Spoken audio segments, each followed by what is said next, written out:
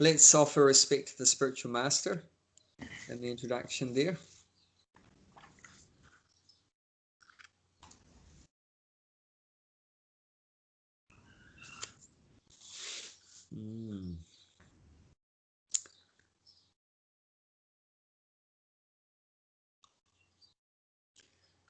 Om Jnana Timrandasya Granjana Shalakaya Chakshu Unmalatam Yena Tasmai Shri Gurve Namaha. Bob, would you like to read the English for that one? Yep, I was born in the darkest ignorance, and my spiritual master opened my eyes with the torch of knowledge. I offer my respectful obeisances unto him. Okay, so we'll continue where we left off. So I missed last week. Did you have last week? Yes. So Okay. last week we did the 12th text of chapter 5. Right, so are we on 13 now? Yeah, 5th chapter, Karma Yoga Action Krishna Consciousness, text 13. Yep, got it. So last week's one's explaining that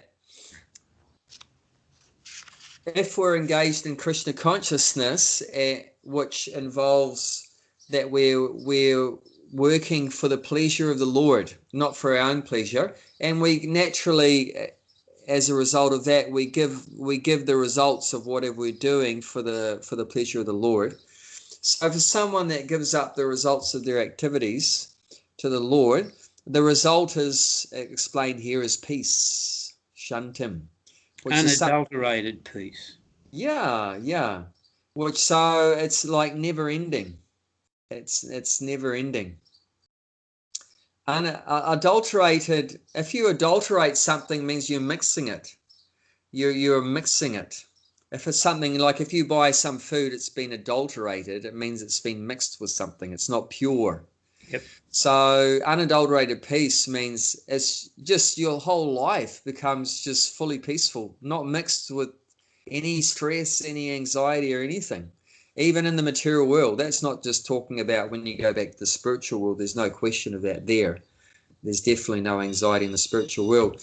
But even in the material world, if someone becomes fully Krishna conscious and just does everything for the pleasure of Krishna and not for himself, and gives the results of his work, his activities to Krishna, then he's just peaceful all the time. And one may wonder, how's that possible in the material world? Because it's just so crazy, all around us. And even if we might be peaceful, but other people around us in situations, might not be peaceful. So how do we remain peaceful even in a chaotic situation? Well, in the purport, Prabhupada explains that, how it's possible to always be peaceful. And he said that the Krishna conscious person doesn't see anything other than Krishna. So every single situation in one's life, the devotee just sees Krishna behind it, that behind the scenes, there's ultimately nothing that exists that's not Krishna. And he says it there, that Krishna is the supreme absolute truth, the personality of Godhead. This is in the middle of the purport. In Krishna consciousness, there is no duality. All that exists is a product of Krishna's energy, and Krishna is all good. So that's why the devotee is peaceful, because he sees that everything is Krishna, or Krishna's energy, and Krishna's all good.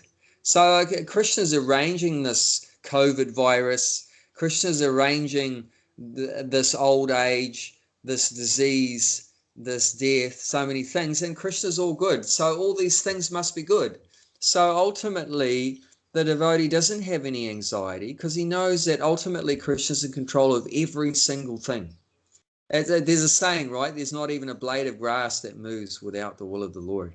So once you see in that way that Krishna's in control of everything and he's all good. So if he's arranging something, it must be beneficial. It must be good. We might not understand why or how, but that doesn't matter. We have faith that, that we're in Krishna's hands and everyone's in Krishna's hands. So whatever he's doing must be good. And in that way, we're peaceful. We don't see any other reality. There's no duality. It's being in a duality situation that creates anxiety and stress. We think there's good and bad. We think there's happiness and suffering. We think there's, rich and poor, and honor and dishonor. There's so many dualities. But the devotee just sees there's nothing but Krishna. So there's no duality. And that way is peaceful. And then, so that's talking about the Krishna conscious person. And then the second half of the verse talks about the person that's not Krishna conscious. What are they doing? They're also working, but they're mad after the fruits of their work, after the results. That's the only reason why they work, because they want to get something out of it, some gain for their own enjoyment. They want to enjoy the fruits of their labor, the hard-earned fruits of their labor. They want to enjoy it themselves. So what's the result of that? It's not peace, it's entanglement. That the person that's trying to enjoy the results of their activities is entangled in the material world. So has to come back again, and also is full of anxiety in this life, because often, you don't get the fruits, the results that you want. So just like now, right? So many people, all their plans for traveling and holidays, and that's all been messed up. They can't go overseas. Their travel plans are cancelled. Their business might have been affected, isn't it? So many times the results of our activities may not work out the way we want. So then we get in so much anxiety and think, why me? Why did this happen to me? I don't deserve this. I'm a good person. Why is my business falling apart and my holidays spoiled and all these kind of things? So there's so much anxiety, and they're not seeing that Krishna's behind everything. So that they're in so much anxiety, and also they get entangled in coming back again into the material world as a reaction. They've got to get a reaction to their different activities. Every activity produces a reaction, so that's going to cause them to take birth. They may take birth as a dog or a pig or a fish or a bird or whatever as a result of their various activities. Like we've talked about in the last couple of weeks, that hey Deepa, hi Krishna. Hey Krishna, sorry, yes. I suddenly saw that the class was on, and I thought, okay, because I'm not in the hospital today, so I thought, join in. Hey, any news with your husband? Is he out of hospital? No, he's not out of hospital. He's still in hospital, but he's a lot better. Yeah. He's a lot better, but he still seems to, he still runs a fever every other day or so, and they haven't been able to identify why he's getting that fever. They're doing all kinds of cultures on blood, on sputum, on whatever, but it's not growing anything that they can, so they have no idea. He's been on antibiotics for all the time that he's been there in hospital. It's been like 4 weeks or 5 weeks now. It's crazy. But yeah. Well, he's in our prayers, and we're hoping he gets back his good health.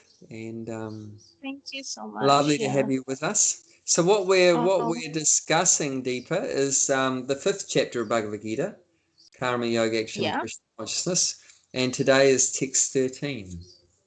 Text 13. We were just going over last week's one, text 12. So text 13. So as I was saying, Bob, that's the entanglement, like in the pictures there in the middle of the Bhagavad Gita, that like someone that has illicit sex, they may come back, as a tree. Someone that eats anything without considering, what's fit to eat, what's not fit to eat, they may come back as a pig, eating meat, a tiger, and like that. There's so in pictorial form, it's showing us how we get entangled by our activities. We're going to get reactions like that. So those are the different scenarios. Someone not in Krishna consciousness, they get entangled in the law of karma and take birth again. And someone that is Krishna conscious, they are peaceful in this life, and they're not entangled. So when the body dies, they get liberated. They go back home, back to Godhead. So a very different outcome depending on whether we're materially conscious or spiritually conscious. So we're definitely not wasting our time. We're making the best use of our time, trying to change our consciousness. That's what human life is giving us, that opportunity to change from material consciousness to spiritual consciousness. And only human beings can do that. Only human beings have the opportunity to go from material bodily consciousness to spiritual consciousness. Unfortunately, we see in modern day society very few people care for elevating their consciousness, which is a great loss because they have that opportunity. Every human being has a more highly developed consciousness to understand spirituality, but unfortunately, modern day society, not many people are doing that. Nevertheless, we're very fortunate, and we hope and we pray that other people can also come to a higher consciousness, and they can get free from all their entanglement and become peaceful. You know, one time Prabhupada said, the only thing a spiritual master wants, a guru wants, is for everyone to be happy. That's all they want. They just want everyone to be happy. And Prabhupada said the purpose of the Vedas is the same. The purpose of the Vedas is just to help people to be happy. It's giving people knowledge to help them to find the real happiness, help them get out of ignorance, which is causing our suffering, and help us to be happy. So that's what we desire. Okay, so let's read the Sanskrit then for text 13. So I'll recite it one line and you can have a go at repeating. Text 13. Sarvakamani manasa. Sarvakamani manasa. Sanyasyaste sukham vasi. Sanyasyaste sukham vasi. Navadware pure dihi. Navadvare pure dehiya. Naiva kurvana karayan. Naiva kurvana karayan. Okay. Deepa, would you like to read the English translation, please? Oh, sorry, I'm cheating. I haven't got my book with me, but let me get it. Oh goodness. Okay, no problem. That's all right. No inconvenience. That's okay. Bob, would you like to do it?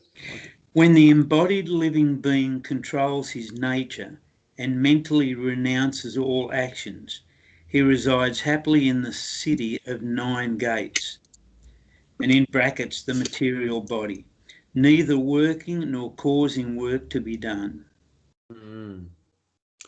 Okay, what does that mean? That's the question. What's all this about? Controlling the nature and city of 9 gates and so the embodied living being. So when the embodied living being, so what does that mean? Embodied living being. So there's 2 things, as it says in the 2nd chapter, text 14. Deheno smin yata dehe. Very important verse, 2nd chapter, text 14. You can check that out sometime. Also talking about the embodied soul. So there's 2 things. There's the dehi, which means the body, and the dehinam, which means the soul inside the body. Just like you have a car and then you have a driver, or you have a house and you have a person in the house. So the body is just compared to like a vehicle or a machine. It's also compared to clothes. But the soul is like the person inside the clothes, or we're like the driver inside the car. we're not the car and we're not the clothes, you know, so there's different analogies. So we're called the embodied soul. So we're the soul within a body. It's not that we have a soul. We are a soul and we have a body. So it's not really correct to say, oh, we have a soul. No, you don't have a soul. You have a body. So, and where are we? We're inside the body. So we're surrounded by this body. So that's what it means, embodied. So you are an eternal soul and you're embodied. So you're surrounded or covered by this body made up of skin and blood and bones and flesh and muscles. And, you know, as you know from all your physical education work, Bob, that, you know about how the physiology of your body works, all the muscles and the bones, and you have to know, right, when you're doing exercises, where the muscles are and which exercise stretches which muscle and so forth. So this is the body, you know, it's made up of all these material elements and so forth. But we're not that, you know, we're not muscle, we're not bones, we're not skin, we're not blood, you know, like, just like you say, oh, what's this? My head. Well, what's this? My hand. What's this? My nose. What's that? My chin, my eyes, my mouth. You don't say I head, I nose, I ear, I mouth, I hand, I leg, I chest. No, say my chest, my arms. So where's the I? People never think about that, isn't it? Just like you say my car, my house, my money. You're not the house, you're not the car, isn't it? Yep. My money, my house, my wife, my kids, my parents. But where's the I? I head? No, don't say I head. I body? No, you say my body. Isn't it? Say my body, my clothes, right? My body. So where's the I? So the I is the soul. That's the I. Aham brahmasmi in Sanskrit. Aham means I. And brahmasmi means am the soul. I am the soul. Brahman. I am Brahman. I am Brahman. Aham brahmasmi. So that's what we are. We're the soul, and we are embodied within this particular. Now we have a New Zealand body, or an Australian body, or a male body, or a female body, or an Indian body, or whatever it is, a young body or an old body, like that. So different kinds of bodies. So there's two things. There's the body, and then there's the soul within the body. And the soul is the most important thing, because the soul is eternal. The body obviously is temporary. Everyone knows that. But the soul is not temporary. The soul is eternal. Just like if I asked you, which is more important, Bob? The car or the driver is important? Which is more important? The driver. Right answer. If someone said the car is more important, then there's got some serious mental problems, you know. So even if it was a Mercedes, you know, or a BMW, which is more important? The driver. Still the driver. Even you have a very valuable car, but it's never going to be as valuable as the driver, you know, because the driver, that is the living conscious person. The car is not alive. It's just dead matter. So you can never compare dead matter, the value of dead matter, to a living soul, a living person. Of course, when this body dies, you know, when the body dies, when the driver dies, you say, so to speak, if the driver died, then it has no value, isn't it? If the body dies. I mean, while the soul is inside this body, it's very valuable, isn't it? But when the soul leaves the body, and that's called death, then it has no value. Once the soul leaves the body, then how valuable it is. What do you do with it? What do you do with a body once the soul's left? You bury it 6 foot under. Yeah. Or in Indian culture, you burn it. You know, so one or another. And the Parsis, they throw it on a mountaintop and watch the vultures eat it, you know, to help them become detached. You know, so once the soul leaves the body, then it has no value. But when the soul's inside the body and it seems alive, then it's very valuable. So, the embodied living being. So that soul is meant to, what we would like to get to the point is to control our nature. So what does that mean? So this body is made up of senses. So in materialistic consciousness, the senses are out of control. And we, just like we talked about, we eat anything or sleep any amount or have sex with anyone or, throw our money away in the casino, or so many things. There's so many things we do. And all for the pleasure of our senses. So the senses are out of control. But once the soul wants to get out of the material world and free from this suffering and bondage, then what do we need to do? The first thing we need to do is control our senses. So that's what it means, controlling our nature. So we have to control this body. I mean, nature, what nature? This physical nature.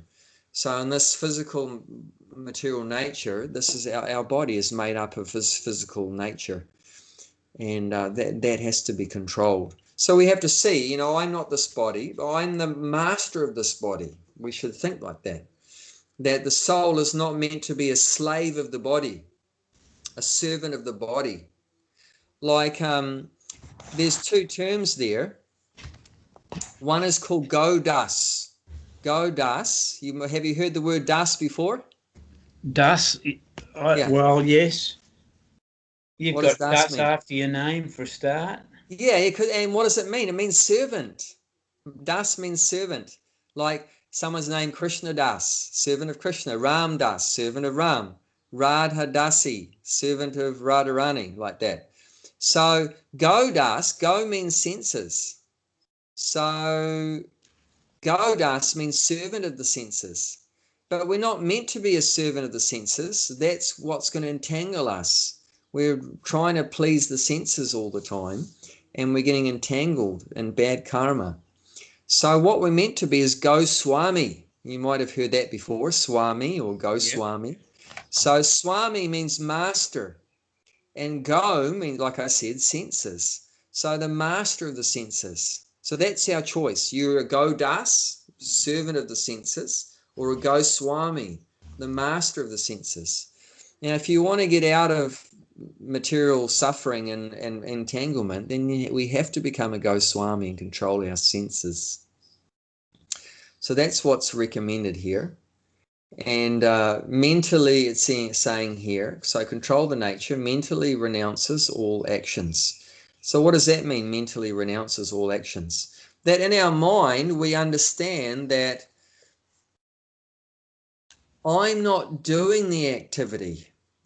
Actually, God is controlling all this actions, and material nature itself is controlling everything. So if I go to scratch my head, I scratch my head, well, in one sense I did, but in another sense I didn't, because actually I'm not in control of this hand moving. All I did was I desired, the soul in this body, which is explained as 1/10,000th the thickness of a hair in size. That's the size of the soul. So we're so minute, and we're in the heart of this body, and the soul is desiring. And then as soon as we desire, then Krishna, the super soul in our heart, he can make an arrangement for that to happen. And different demigods who are in control of different parts of this body in the material world, they make it happen. So then there'll be a demigod in control of the hand, will actually allow you to scratch your head, or so forth. Like it's mentioned, there's a demigod that's in control of your eyes blinking, down to that point, that every single little thing is controlled by, different persons, powerful controllers in the universe, control these different things. It's mentioned in the Bhagavad Gita, there's a personality that controls the digestive fire in your stomach. There's a personality that controls the movement of air the prana, the life air in your body. There's personalities that control that, and your digestion working, and your eyes functioning. You know, everything. Your all your different functions, your legs walking. And we see that sometimes, you know, just desiring is not enough, and it doesn't happen. We take it for granted, you know, I'm going to desire to scratch my head and I can scratch my head. But not everyone can, isn't it? You know, if there's people that desire to walk, but they can't walk. What do they call that? What do you call it when you desire to walk, but you can't walk? When you can't walk, what do you call that? Lame. Lame, yeah. Lame, yeah. When you can't walk, it's called lame. Does that mean they don't want to walk? Of course they want to walk. But the material nature is not allowing them to walk due to their past karma, probably, due to their past karma. That facility to walk is taken away. Okay, you're not allowed to walk anymore, mate. You know, because of what you've done, you're not allowed to walk anymore. Or some people goes even further. They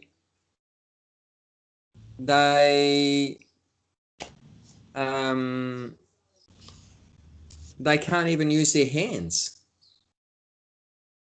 They can't even use their hands. You know, I had a friend in New Zealand many years ago. They moved to France. She was paralyzed up to the neck. She could hardly use any part of the body up to her neck. She used to paint beautiful paintings, but with her mouth. She used to paint with her mouth. And you know, we take it for granted, you know, that we're in control of the body. But sometimes we realize that actually we're not. We're not in control of the body. You know, someone is, but not us, because we can't do, you know, everything we want to do. Sometimes that becomes, we realize that.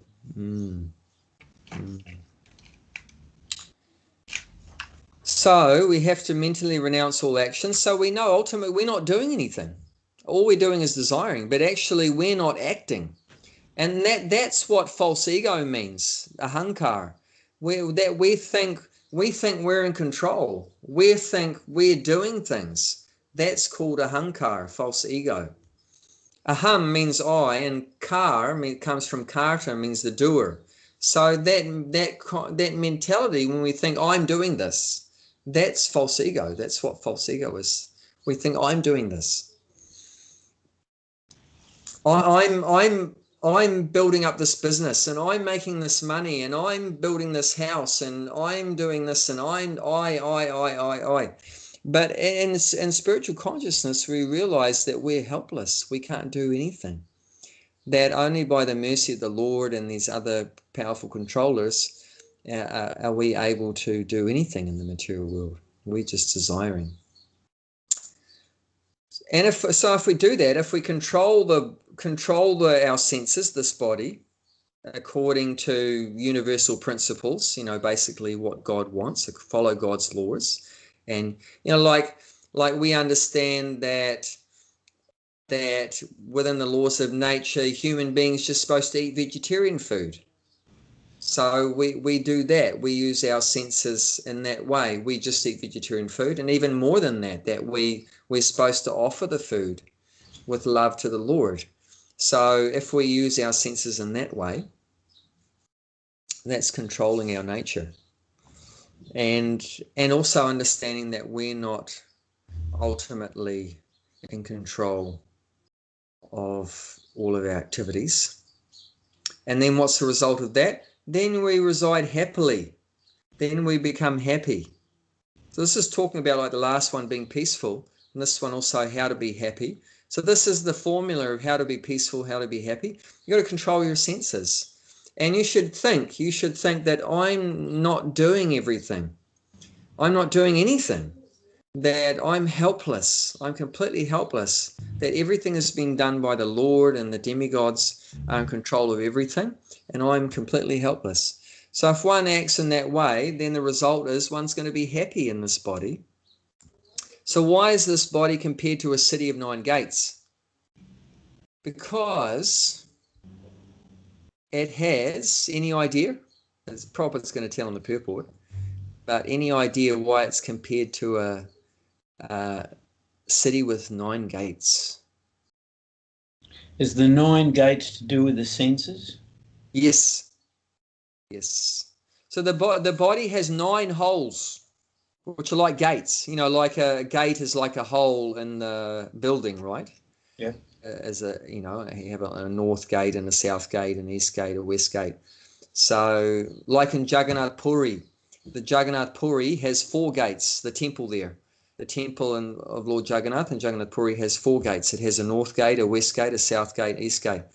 So you can enter the temple through any of those 4 holes, those gates. So this body is compared to, you could say, a city for the soul.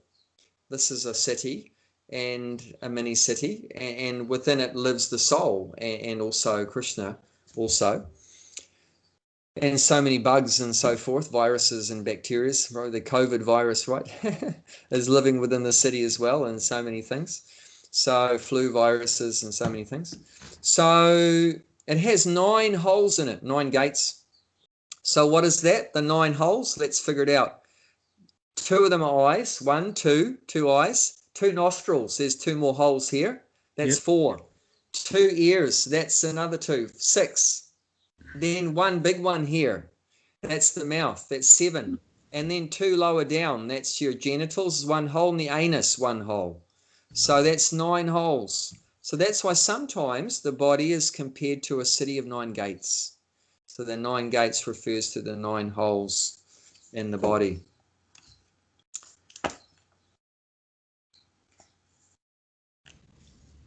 So when we control this body made of senses and understand that we're not the doer, we're not the controller, then it's saying here we're happy and neither working nor causing work to be done. So what does that mean? We're not working, we're not doing anything. No, it means that the spiritually conscious person is not getting any reactions to his activities. There's no reactions because he's aloof from everything in the material world and just acting in a way to please Krishna and giving up the results of everything to Krishna.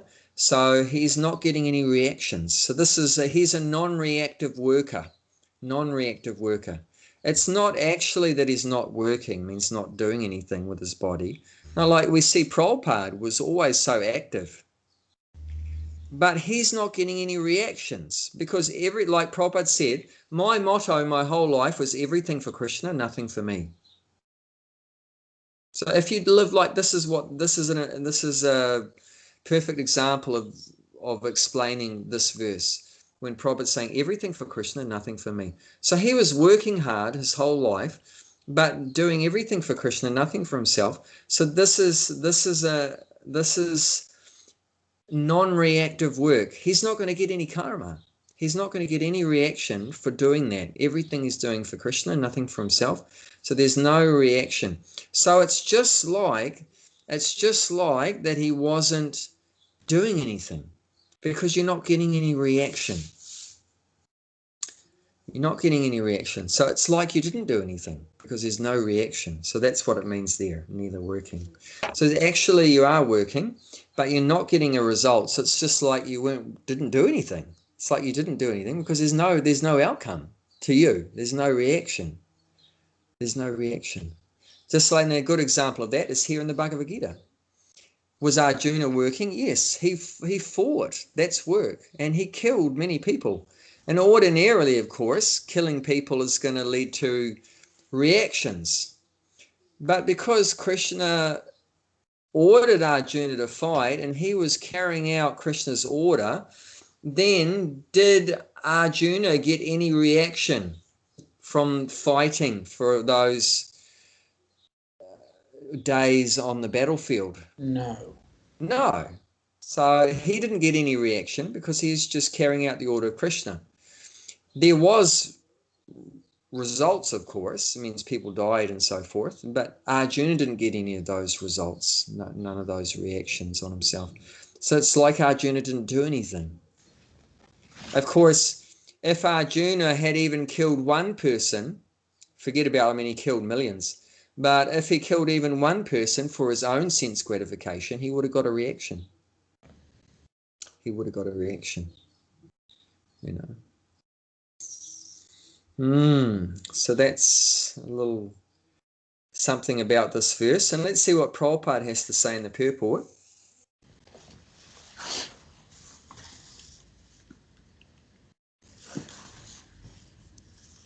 You want to start reading that, Bob? The embodied soul lives in the city of the 9 gates. The activities of the body, or the figurative city of the body, are conducted automatically by its particular modes of nature. The soul, although subjecting himself to the conditions of the body, can be beyond those conditions, if he so desires, owing only to forgetfulness of his superior nature. He identifies with the material body and therefore suffers. By Krishna consciousness, he can revive his real position and thus come out of the embodiment. Therefore, when one takes to Krishna consciousness, one at once becomes completely aloof from bodily activities. In such a control life, in which his deliberations are changed, he lives happily within the city of 9 gates. The 9 gates are mentioned as follows. Do you want me to keep going? Yeah. No need to read the Sanskrit. You could just read the English translation of the it. Supreme Personality of Godhead, who is living within the body of a living entity, is the controller of all living entities all over the universe. The body consists of 9 gates, 2 eyes, 2 nostrils, 2 ears, 1 mouth, the anus and the genitals. The living entity in his conditioned stage identifies himself with the body, but when he identifies himself with the Lord within himself, he becomes just as free as the Lord, even while in the body. Therefore, a Krishna-conscious person is free of both the outer and inner activities of the material body. Wonderful, isn't it? That's very deep, isn't it? It's a lot to think about. So that was really wonderful what Prabhupada said. The living entity in his conditioned stage identifies himself with the body. But when he identifies himself with the Lord within himself, he becomes just as free as the Lord, even while in the body. Therefore, a Krishna conscious person is free from both the outer and inner activities of the material body. So it's all about identification. You know, who do you identify yourself with? Do you identify yourself with the body?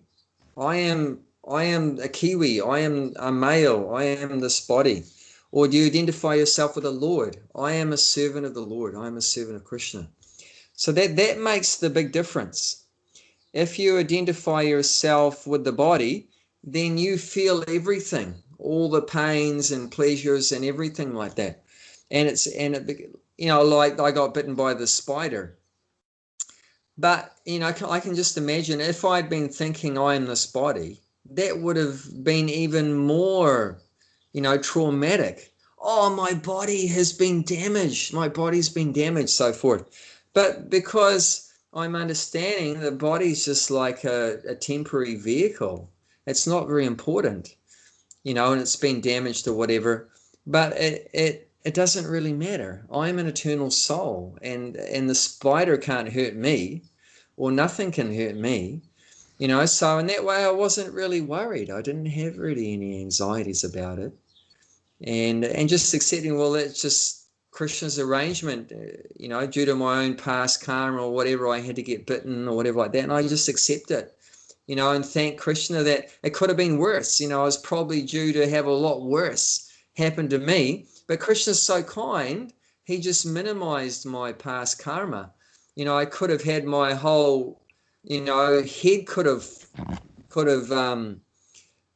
blown up or something, but Krishna just gave me a little bit of a wound there, So we can always see it in a positive way. And we're not identifying ourselves with the body. We're identifying ourselves with Krishna, that I'm an eternal soul and I'm a servant of Krishna. I'm part of Krishna, like that.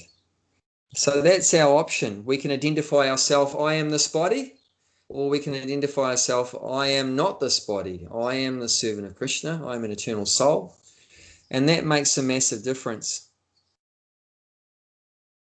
Then if you identify yourself with Krishna, then you become free from all of these reactions of the body.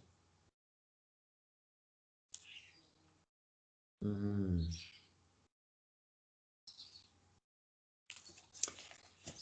And there's so many things that affect this body, so many things, This little COVID virus affects the body, and then there's the hot weather affects the body, cold weather affects the body, and there's so many diseases, and sometimes people get angry at this body, call us bad names or so many things.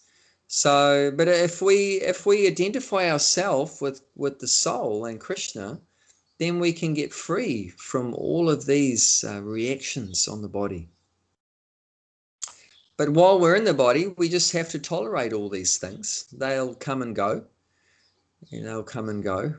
All the diseases and people criticizing us and so forth. They'll still happen just the same. Just because we're Krishna conscious, it doesn't mean the body's not going to get sick anymore, or people are never going to get upset with us, or no difficulties are going to happen. No, they will happen. That's just the nature of the material world. We can't stop that. But the difference is that we don't identify with them anymore. So we're not so much affected by these things. We're affected so much because of identifying with it. We think, I am this body, therefore every little thing affects us so much. So that's a massive difference. If we can just come to that point, that to get free from this misidentification with the body and realize that we're the eternal soul, that we're the servant of Krishna. And then immediately we become peaceful, we become happy, and don't worry about anything. Like Prabhupada was always peaceful and happy. But what, he didn't have any problems? Yeah, he had heaps of problems. His body was getting old, he had so many diseases and heart attacks, and he had people giving him a hard time and everything like that. But he went through all that, and without all this anxiety and different problems there, because he was always identifying himself as a servant of Krishna. Okay. Bob, do you want to say anything about anything we've talked about? No, I think the key word for me was when I first met you, you said, oh my God, hang on, we have no control. People think they have control, and the more I think about that, the more I understand it. Does that make sense? So yeah. To me, I've adapted that saying, and it's made life a lot easier. I leave it to Krishna. Yes. Yeah. Yes. I know that's simply put, but I think the message is there. No, that's brilliant. Yeah.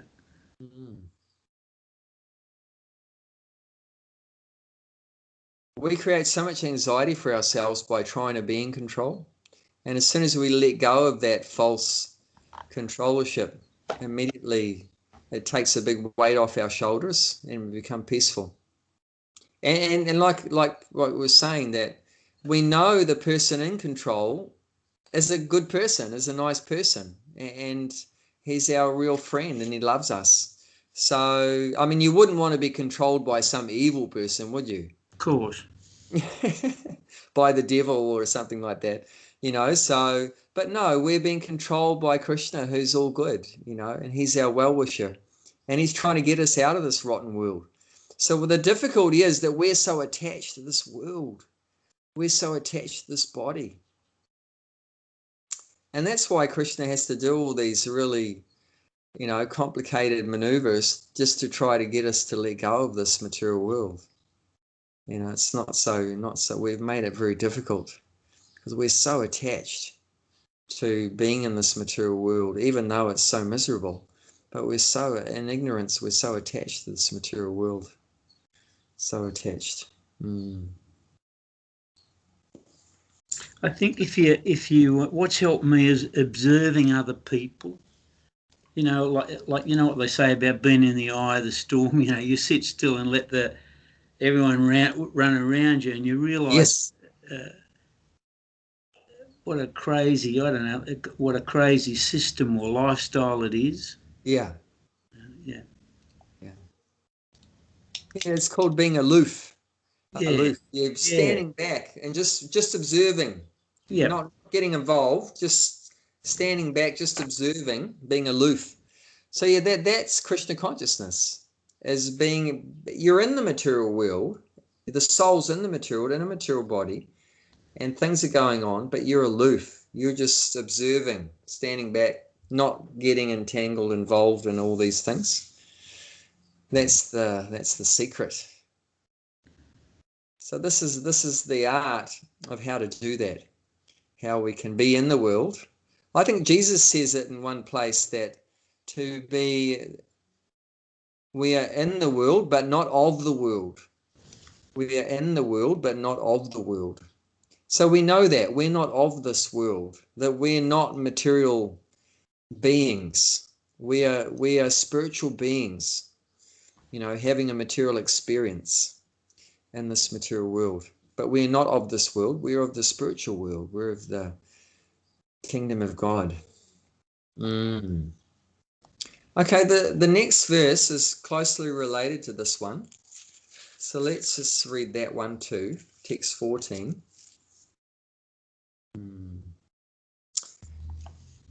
Nakatritvam nakarmani. Sorry, mate. Sorry, I'm just... Right, sorry. That's okay. No rush. So we're now on 14, aren't we? Yeah, 14, yeah. Righto. Nakatritvam nakarmani. Nakat... Ritvam. Nakatritvam nakarmani. Nakamani. Lokasya srijati prabhu. Lokasa Srijati Prabhu. Nakarma phala samyogam. Nakam Phala Samyogam. Swabhavastu pravartate. Svahasvastu Pravartate. Let's read the English. Okay, the embodied spirit master of the city of his body does not create activities, nor does he induce people to act, nor does he create the fruits of action. All this is enacted by the modes of material nature. Can I just read it again? Yeah, sure. The embodied spirit, master of the city of his body, does not create activities, nor does he induce people to act, nor does he create the fruits of action.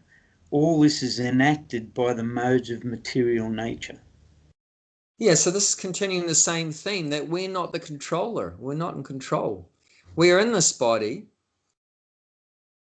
and we're like, you could say, the master of the body. It's, it's my body. It's not someone else's body. I've been given, the soul's been given this body to live within, to work within. So, but everything that's happening with this body is not in our control. It's all and who is in control, is it saying here? By the modes of material nature. It's all enacted. Everything's carried out by the modes of material nature. Modes of material nature. So we know there's 3 modes of material nature, right? 3 modes. The mode of goodness, mode of passion, mode of ignorance. So everything is under control of these different modes of material nature. Sorry, mate. I know it, but modes of, what did you say it was, the three modes? Modes of nature. Yeah, goodness. Goodness, passion, and ignorance. So in Sanskrit, that's goodness is called sattva, sattva guna, and passion, mode of passion is called rajaguna, and mode of ignorance is called tamaguna. So sattva, raja, and tamas. So everything's under control of these different modes. So there's nothing that's not under control of these different modes, everything. You know, like what we're speaking the truth and according to the scriptures and its beneficial words. So this talking, what mode is that in? It's in the mode of goodness. But if I was talking about enjoying the results of my work, talking about those things, how I can make more and more money and so forth, that would be in the mode of passion. And if I was to start yelling and swearing, that would be in the mode of ignorance, my talking. You know, so, or eating. What about eating? How is that? Eating is under the control of the modes. If you're eating vegetarian food, if you're that would be goodness. That was in the mode of goodness, yeah. If you're eating food that's too spicy, too salty, too sour, that leads to suffering. Foods that lead to misery, that's in the mode of passion. And if you eat food that's decomposed and rotten and, you know, cooked more than 3 hours ago, that's in the mode of ignorance. Like that. So that's sort of explained in the 18th chapter. Let's see if I can find it. I can read some of those talking about the modes, and also in the 17th chapter. Let's have a look. I'll see if I can find some, because it's interesting. It talks about how the modes affect. Okay, let's look at chapter 17, text 4.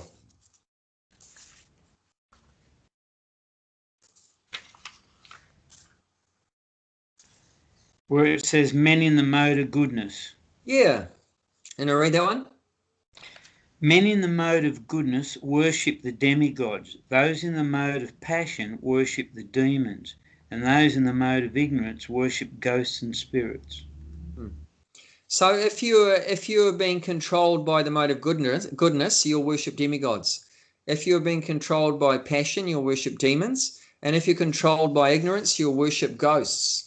And there's people that do that. There's people that worship ghosts and spirits. So that means they're being controlled by the mode of ignorance.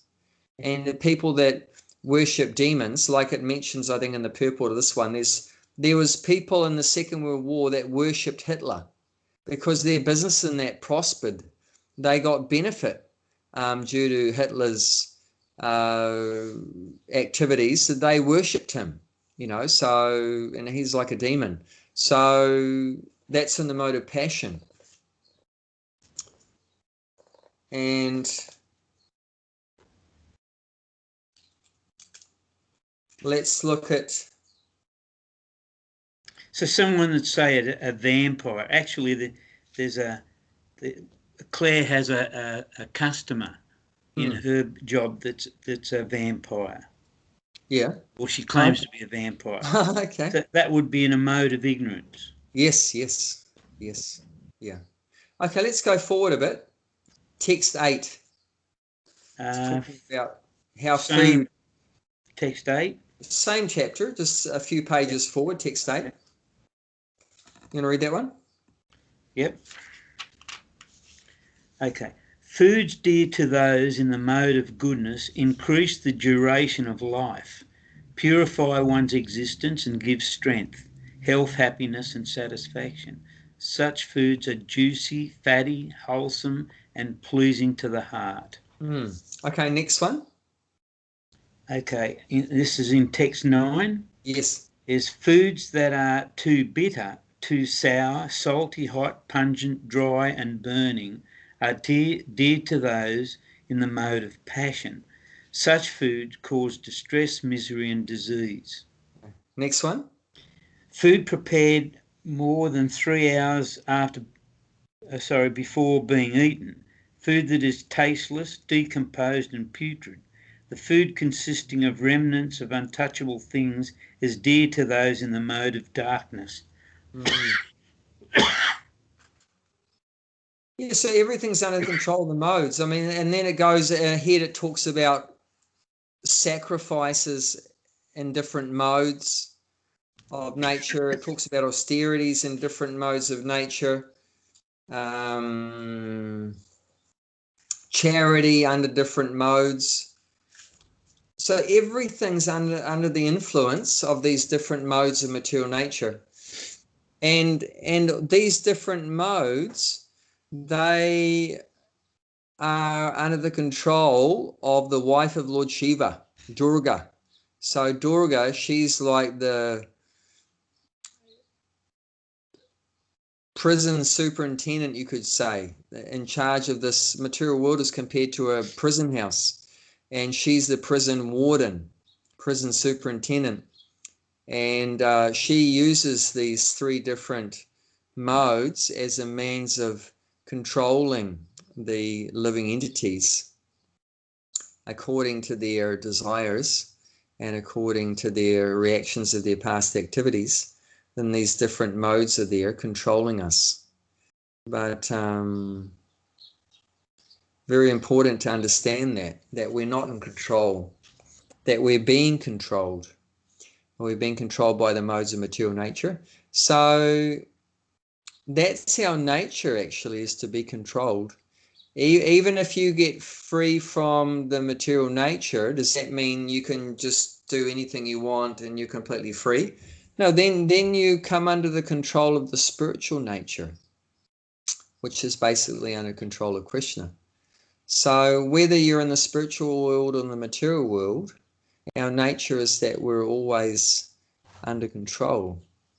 It's not that we can ever, be the controller. It's just a matter of who are you going to be controlled by? Like if you follow the government and then you're under their control, then you're free to within certain parameters, within certain limits, you're free to live and act there in society. But if you disobey the government, and you don't want to be under their control, then you come under the control of the prison system. And that's also part of the government. The prison is also part of the government. But it's not a very nice part of the government for once you're in it. So either you're under the control of the prison or you're under the control of the government. But you're always under control. So in the same way, either you're under the control of Maya, or the modes of material nature in the material world, or you're under the control of Krishna. And but if you're under the control of Maya, then what's the result of that? You're suffering. And if you're the modes of material nature, you're suffering. And if you're under the control of Krishna, then you're happy. If you voluntarily come under control of Krishna, then you're happy. You're going to be in the spiritual world, and you'll be serving Krishna there. So many loving relationships you can have with Krishna there, and you'll be voluntarily, working under his direction, under his control. And if you don't want to be under Krishna's control, then you come under the control of the prison department, under the control of Maya. But the nature of the soul is that we're always under control. We're always being controlled. We're not the controller. We're not in the material world or not in the spiritual world. We're never the controller. We're never the controller. We're always being controlled. And there's nothing wrong with that. We need to learn to be happy with that. The only thing is, if you're going to be under control, what's the only thing you'd be concerned about? if you heard that, well, you have to be under someone's control, there's no choice, then what would be the only thing that you'd be concerned about? Well, you'd want a compassionate control, wouldn't you? Yeah. Oh, I hope he's a nice guy or a nice Yeah. girl. I hope he's not a meanie or a evil person, so that's the only thing, but if you've got someone really nice controlling you, then what's the problem? It's not, I mean, like when we were little kids, we were controlled by our parents, right? Was that bad? No. No, I mean, as long as you've got good parents, right? I mean, of course, if you've got, your parents are alcoholics or something, then you've got serious problems. But if you've got, normal, decent parents that love the kids, to be controlled by your parents is a good thing, because how do you feel under that? Safe, You secure. feel safe and you feel like maintained. You're being provided. Everything's being provided. You didn't have to think about food. You didn't have to think about shelter. You didn't have to think about clothing. You didn't have to think about education. You didn't have to think about paying anything. Just fully being maintained and provided, and you feel secure and safe. If you feel any threat, you just go, "Mummy, mummy, daddy, daddy," and they're going to protect you. And it was a good life, anxiety free. So it's like the same principle with God. If you come under his control, and he's the most nicest person, most wonderful person, then you're very fortunate. You're in a very good position. But if you come under the control of the prison system, the material world, well, we're not getting such a good experience here, are we? We don't feel safe. We don't feel secure. We're always in anxiety, and we have to work hard to try to provide all of our own needs and like that. It's not all being given to us on a platter like that. Everyone works so hard in the material world just to survive. So that's the thing to accept, that, I'm happy to be under control, but I just want to be under the control of Krishna, because he's just such a wonderful person that really loves me and really cares about me. And just accepting that and giving up that idea that we have to be in control, that, I'm in control. No, that's an illusion. That's never going to happen. It hasn't happened in the past. It's not happening now in the present, and it's not going to happen in future. We're never the controller. Never. Not in the material world, and not in the spiritual world either. We're always a servant. And it's not that now I'm a servant, but when I go back to the spiritual world, I'm going to be the master. No, it's not like that. Don't think that, now I'm in this body, I'm a servant.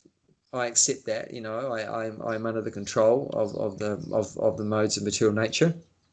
But when I get free of this body, when I get liberated, then I'm going to become the master. I'm going to become the supreme. No, it's not like that.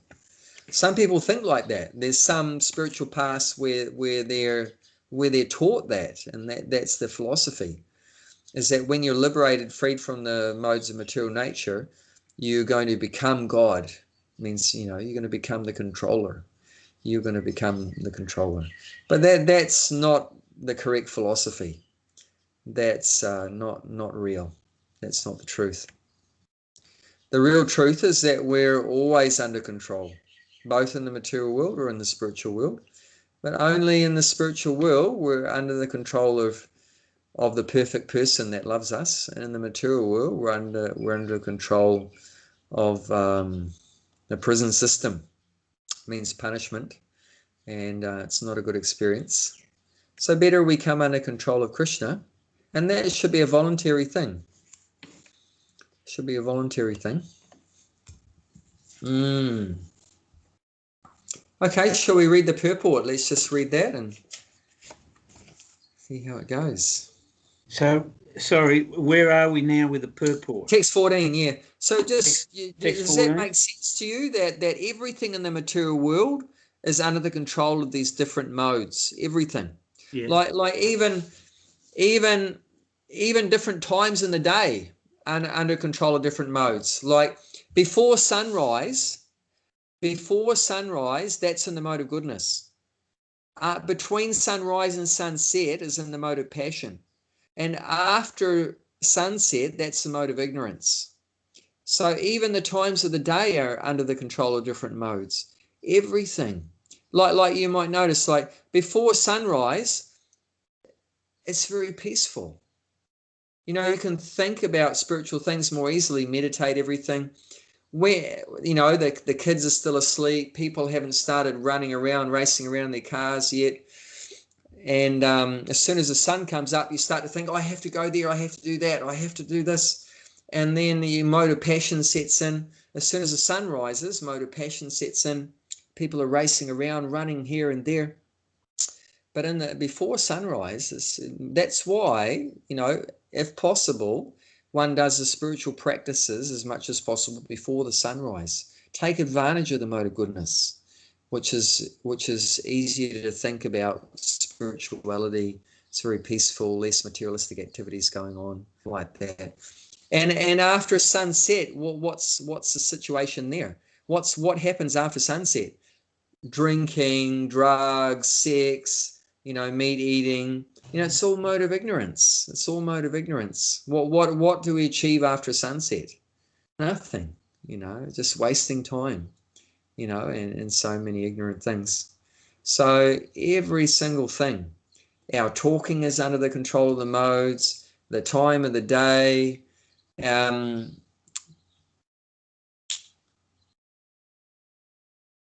foods that we eat, the work that we do, everything. Okay. Purport. Righto, you want me to read it? Yep. Okay. The living entity, as will be explained in the 17th chapter, is one of the energies or nature of the Supreme Lord, but is distinct from the matter, which is another nature, called inferior of the Lord. Somehow the superior nature, the living entity, has been in contact with the material nature since time immemorial. The temporary body or material dwelling place, which he obtains in the course of varieties of activities and their resultant reactions. Living in such a conditional atmosphere, one suffers the results of the activities of the body by identifying himself, in brackets, in ignorance, with the body. It is ignorance acquired from time immemorial that is the cause of bodily suffering and distress. As soon as the living entity becomes aloof from the activities of the body, he becomes free from the reactions as well. As long as he is in the city of the body, he appears to be the master of it, but actually he is neither its proprietor or control of its actions and reactions. He is simply in the midst of a material ocean, struggling for existence. The waves of the ocean are tossing him, and he has no control over them. His best solution is to get out of the water by transcendental Krishna consciousness. That alone will save him from all turmoil. Joy.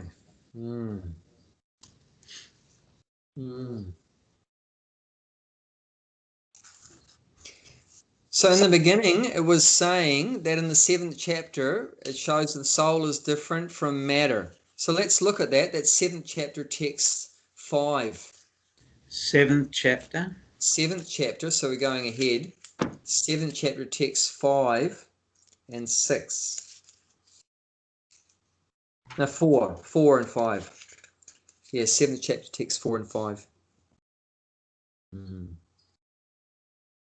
So that we're reading this because it was saying that in the 7th chapter that it was explained that we are one of the Lord's energies, but we're different from the material energy. So this is the verses that explain that there is the material energy and the spiritual energy. So, and these are different energies of Krishna. There's nothing other than this. This is everything.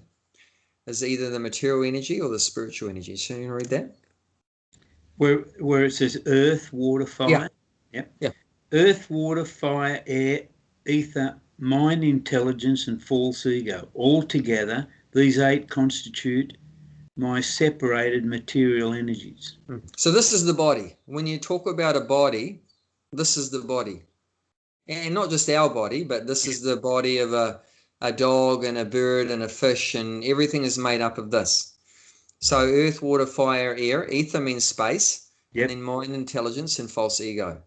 So that this and that's material energy. So these 8 elements, these are material energies of the Lord.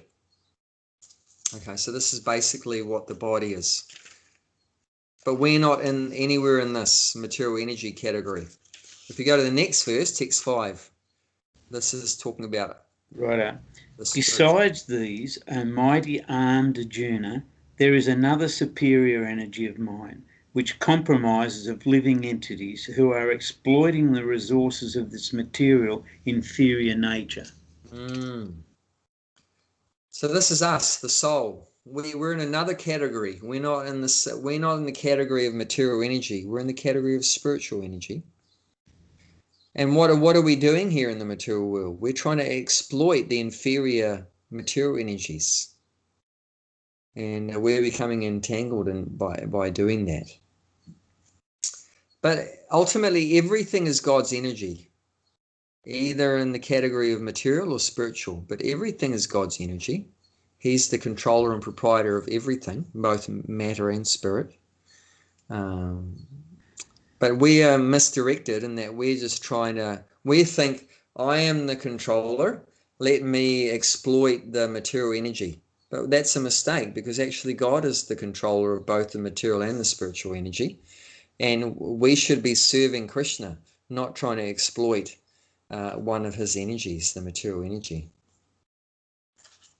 And then going back to that purport that we were reading, Prabhupada makes the point that the soul has been in contact with the material nature since time immemorial.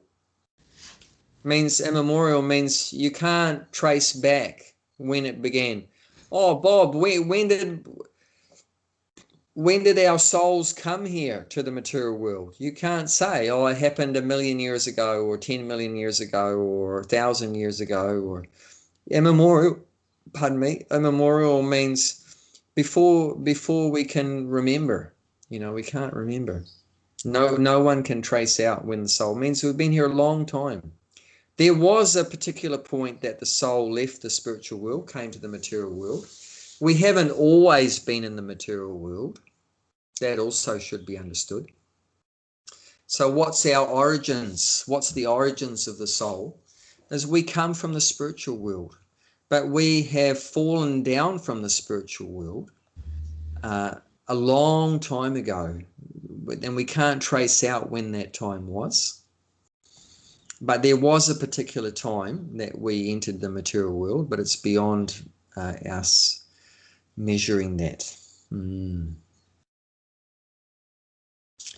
why have we been here for so long is because of, like we were saying, that we've been trying to exploit the resources of this material world for our own gratification, because of sense gratification. So that's what keeps us in the material world. But if we give up that consciousness that we are the controllers of the material world and our purpose is to enjoy this material world, if we change that and recognize that we're the servants of Krishna, then we can go back to the spiritual world.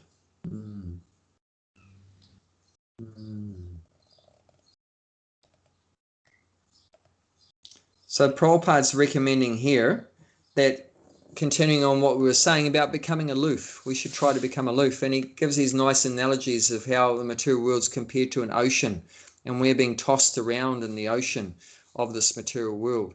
But we have to learn to become aloof. So even though the waves are going around us, you're like in a whirlpool. The material world is like being in a whirlpool, but being aloof within that whirlpool. And that's the art of Krishna consciousness, try to be detached from the world around us in this bodily situation. And that detachment becomes more easy by this wonderful process of Krishna consciousness, because we just focus our attention on Krishna and the spiritual world, and then automatically we become more detached from the material world. And practically speaking, how do we do that? How do we take our attention away from everything around us and all these actions and reactions? Practically is through chanting. That's the best way. How do you become aloof from this material world? How do you become detached? Just absorb. We've got to try to absorb our consciousness in chanting Hare Krishna. And like what we're doing now, talking about Krishna. But while you're talking about Krishna, are you thinking about enjoying your senses and the material? No, you're not. So that's you automatically become detached. When you're chanting Hare Krishna and there's nice singing and dancing going on and everything like that, or you're chanting on your beads, are you thinking about sex, drugs, and rock and roll and the material? No, you're not thinking about that.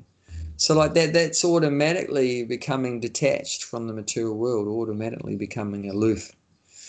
So it's a positive process just by engaging our senses, our tongue in chanting Hare Krishna, our tongue in eating the prasadam, the food offered to Krishna, our eyes in seeing the beautiful deities of Radha and Krishna, like Radha Gokulananda in the farm, like that, or Radha Gopinath in Sydney, or in our own home. We could have deities, like here we have some deities in our house, like that. So use your eyes and seeing the deities, your ears and hearing talks about Krishna. So in that way you use all your senses in Krishna service, and then automatically the senses become detached from sense gratification, from all kind of material enjoyments. Automatically that happens, become more aloof. I remember a long time ago I was distributing some of Prabhupada's books door to door one night in Auckland, and I was bitten by a dog on the leg, and a very interesting thing happened to me after I was bitten, and that I felt like I was just witnessing this body having been bitten, limping down the road with the leg bleeding, but I didn't feel like it was me. I felt completely aloof. I'm not sure if you've had any situations like that, but it was like I was out of the body and just watching it. I felt really aloof from it, and I didn't feel any anxiety at all. And I was just like I was observing. I was just watching this happening. I was just watching this injured body, walking down the road, but I didn't feel like it was me, and I was just and it just automatically happened that I became so aloof like that. So this is what we want to try to develop more and more, this kind of aloofness of realizing it's not me. I'm just a passenger. I'm just a witness. I'm just a witness of these different things. These are just different actions and reactions of matter. The dog is matter, and the body is matter, and they're coming together, and certain things are happening, but that's nothing to do with me. We're just observing, just witnessing these things. And interesting too, if I look more at what happened there, about just showing the dualities of the material world, like happiness and distress. Actually, the previous house I went to, I knocked on the door, was an Indian family, and they were so happy to see a Hare Krishna, and they welcomed me in to the house and sat me down on a nice, comfortable sofa and offered me, juice and fruits and everything, showed me their place where they worship God, their little temple in their house, and then gave me some money, bought some books like that. And I was so happy. And then the next house, I got bitten by a dog. So just showing you the dualities of the material world. You can go from so much happiness, and then on the other side also so much suffering. And both is there. And you can't have one without the other in the material world. That's why it's called the world of dualities. Wherever there's happiness, there must be distress. Wherever there's honor, there must be dishonor. Wherever there is rich, there must be poor. So there's both sides there. It's like a coin, right? You can't have heads without tails. You can't have tails without heads. If you want the coin, you got to take both sides. You got to have both sides. But it's learning how to become aloof from the happiness and aloof from the distress. That I've got nothing to do with the happiness, and I've got nothing to do with the distress. I've got nothing to do with the honor, nothing to do with the dishonor. I've got nothing to do with the rich, nothing to do with poor, nothing to do with healthy, nothing to do with sick, like that. Nothing to do with young, nothing to do with old, nothing to do with black, nothing to do with white. Everything to do with Krishna. So it's just one thing. It's just Krishna. Everything's Krishna, like that. So the happiness is Krishna, and the suffering is also Krishna. The honor is Krishna. The dishonor is Krishna. The rich is Krishna. The poor is Krishna. You see, it's all Krishna's energy. Yeah. So it's changing the consciousness like that. And that's what's going to set us free from all these dualities. We've got to see Krishna as the underlying principle behind everything. And Krishna's all good. And just becoming aloof, detached from all these situations. It's got nothing to do with me. These are just actions and reactions in this material whirlpool. But our real business is to always be remembering Krishna, thinking about Krishna in every situation. That's our real business. That's what we should really be absorbed in, not absorbed in all these bodily actions and reactions like that.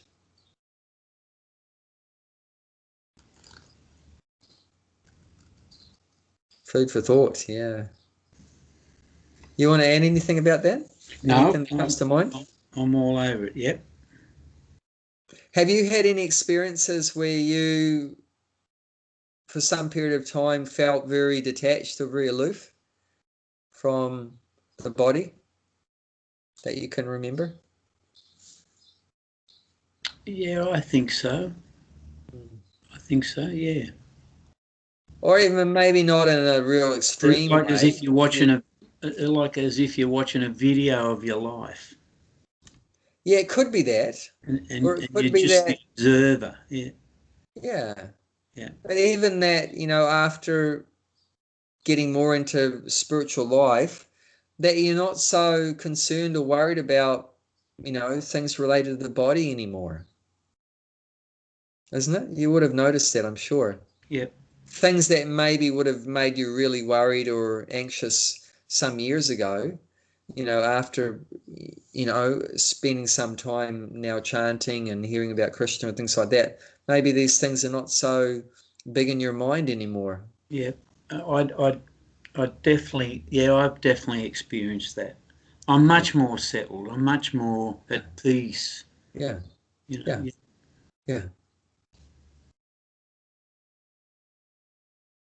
Yeah, so these are some of the wonderful results of Krishna consciousness. And that's what encourages us to go on more and more, that we're getting these good results.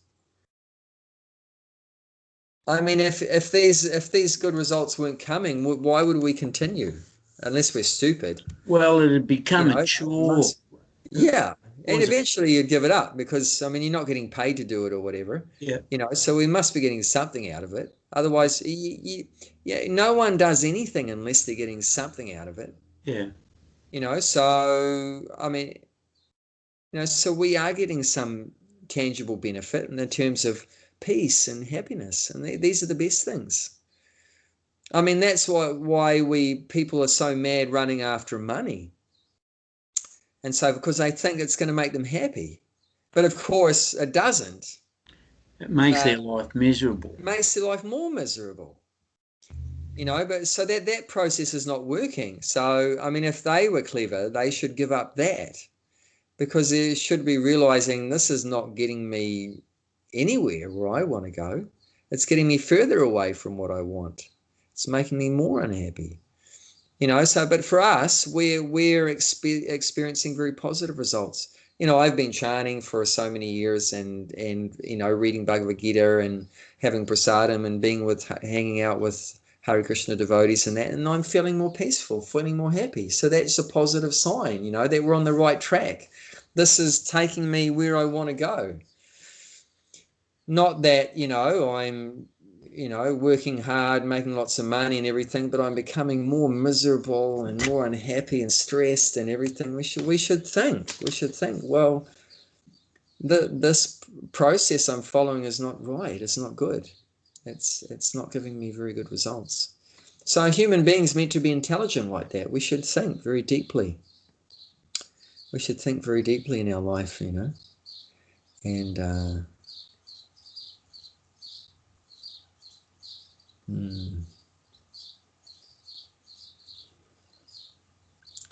you know, we're very fortunate that we've found a process that can bring real peace and real happiness, and we should think also more than that. Well, not that, oh, I'm peaceful, I'm happy, and that's all complete.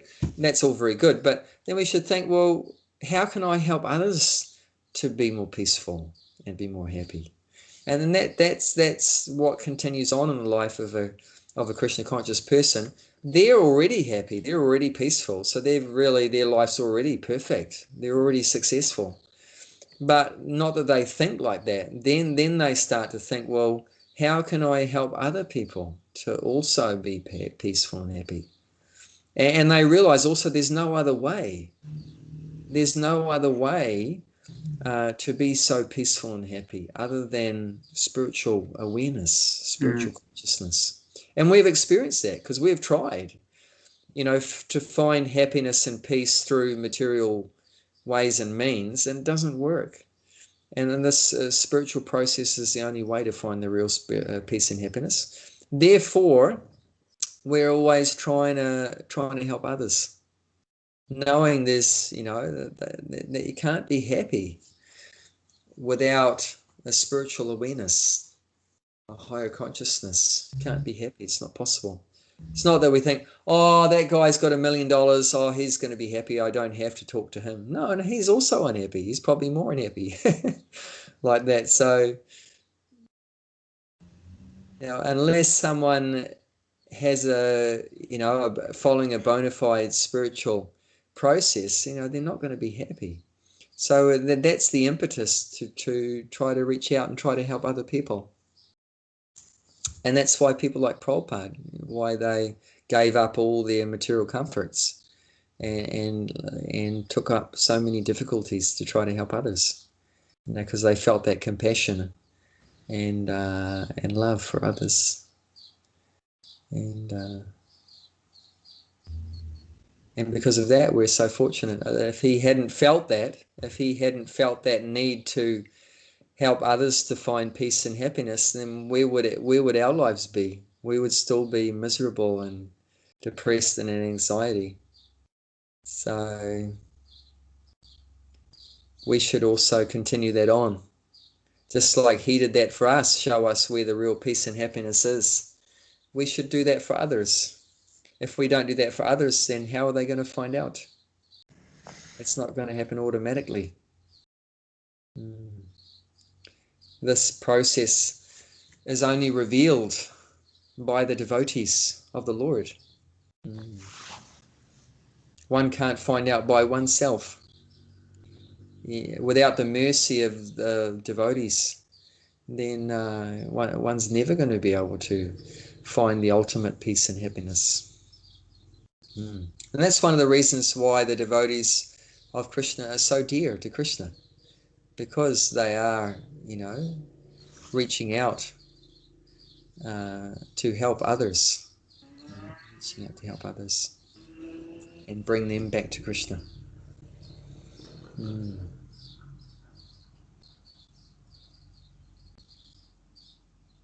And the more we try to help others, then Krishna's pleased, and then he blesses us with more realization and more peace and more happiness. So that's a good way to progress more in spiritual life too. Not just by concentrating on our own spiritual practices, but by helping others to connect them with some genuine spiritual practice. And then Krishna will give us some blessings, and we need that. We need some mercy from Krishna to help us. Yeah. And we see even God himself comes as a devotee in the form of Lord Chaitanya and acting as a devotee to help others. And to get his mercy, that's what we have to do, to also do what he did and try to help others, help them to chant and so forth, to become Krishna conscious. And then we'll get Lord Chaitanya's blessings, and he's very kind. He's very kind. Now, yeah. I'm going to have to bow out. Yes. Right. So, look, thank you so much. You know, I really appreciate it. And will you look after yourself, and will I see you next week? Yes. Krishna willing, I'll be here next week. Yes. Yep. Yes. Is Deepa still there, or did she bow out? No, she bowed out. Oh. Yeah, I don't know where she was, or she wasn't at home, I think. Yeah, I know she's got a heap of worries. It's difficult. It's difficult. Please wish Gianti a happy birthday. I will. I'll go straight and tell her now. Bless her, yep. And I'll see you next Thursday. Sounds good. Look forward to it. All right. Thanks you so much. You take care. I really appreciate your time. You know that. It's a pleasure. It's a pleasure. Right up. Bye-bye. Bye-bye.